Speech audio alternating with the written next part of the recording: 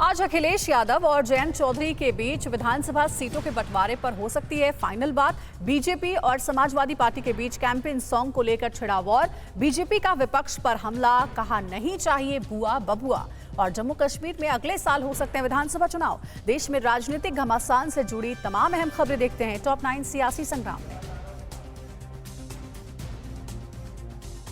Samajwadi party के मुखिया अखिलेश यादव और आरएलडी अध्यक्ष जयंत चौधरी के बीच आज यूपी की विधानसभा सीटों के बंटवारे पर चर्चा होने की संभावना है। इसके लिए जयंत चौधरी आज लखनऊ में अखिलेश यादव से उनके आवास पर मुलाकात कर सकते हैं। 7 दिसंबर को मेरठ में साझा रैली से पहले दोनों दलों के बीच सीट बंटवारे पर फाइनल मुहर लगाने की संभावना है।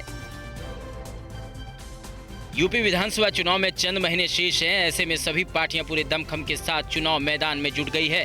इस बीच राज्य में सॉन्ग वर्सेस सॉन्ग की राजनीति शुरू हो गई है। एक तरफ समाजवादी पार्टी खेला हुए खदेड़ा हुए की बात कर रही है, तो वहीं बीजेपी विपक्षियों को 2022 की चिंता छोड़कर 2027 की तैयारी करने को कह रही है। यूपी में पहले विधानसभा चुनाव होंगे और इसके बाद ही बोर्ड के एग्जाम होंगे। राज्य के शिक्षा मंत्री और deputy CM doctor Dinesh Sharma ने बोर्ड परीक्षा को लेकर तस्वीर साफ कर दी है। उन्होंने कहा कि पहले यूपी विधानसभा चुनाव की तिथियां डिक्लेयर होंगी, उसके बाद ही बोर्ड परीक्षा की तिथियां घोषित की जाएंगी। रक्षा मंत्री राजनाथ सिंह ने कहा है कि अब उत्तर प्रदेश को बुआ और बबुआ नहीं चाहिए, उत्तर प्रदेश की जनता में बाबा ही चाहिए। राजनाथ सिंह यूपी के जौनपुर में काशी क्षेत्र के 16 जिलों के बूथ अध्यक्षों और कार्यकर्ताओं को संबोधित कर रहे थे। इस दौरान सीएम योगी ने भी विपक्ष पर निशाना साधा और कहा कि 2022 के चुनाव में एसपी, बीएसपी और कांग्रेस को कोरोना काल वाले होम आइसोलेशन में भेजना है।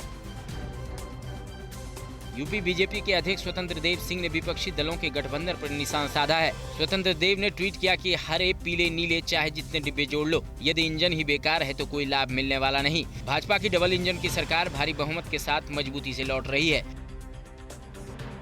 तीनों कृषि कानून वापस लेने के बाद बीजेपी अब किसानों की नाराजगी पूरी तरह से दूर कर देना चाहती है। पार्टी आज वाराणसी में 700 ट्रैक्टरों की रैली निकालेगी और खाट चौपाल कार्यक्रम का आयोजन करेगी। बीजेपी इस दौरान 5000 किसानों को भी सम्मानित करेगी। किसान मोर्चा के प्रदेश अध्यक्ष ट्रैक्टर पर सवार होकर किसान सम्मान चौपाल में शामिल होंगे।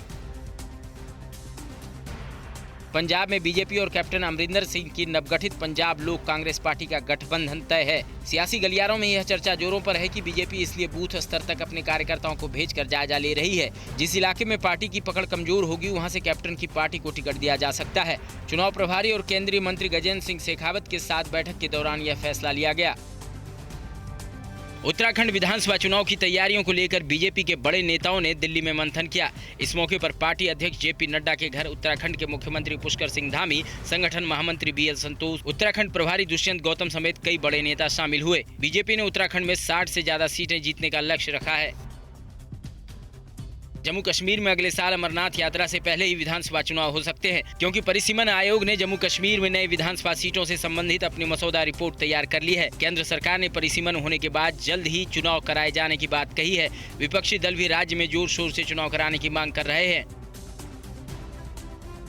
अड़ी सोमवार से शुक्रवार शाम 6 बजे सिर्फ TV9 भारतवर्ष पर।